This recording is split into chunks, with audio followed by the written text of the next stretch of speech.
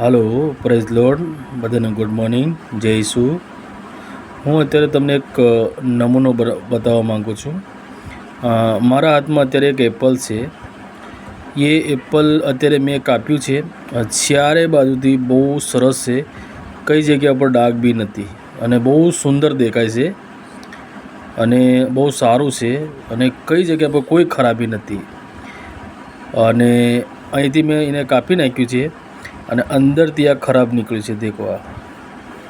તો મારું આટલું જ ખાલી કહેવું છે કે આપણે બહારથી બહુ સારા દેખાતા હોય, પણ આપણામાં અગર ગલત કામ કરીએ છીએ તો આવી રીતે આપણું શરીર નુકસાન થાય છે.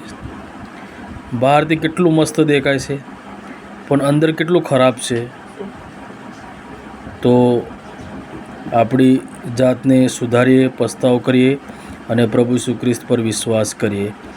જેમ એપલ ઉપરથી સારું દેખાતું હતું પણ અંદરથી કેટલું ખરાબ નીકળ્યું, એવી રીતે આપણે ઉપરથી બહુ સારા દેખાય છે પણ આપણું અંદર હૃદય કેટલું ખરાબ છે તે આપણે પોતે પારખીએ અને આપણા જીવનને સુધારીએ અને પસ્તાવો કરીએ. આ વિડીયોને પ્રભુ તમને આશીર્વાદ આપે. આમીન.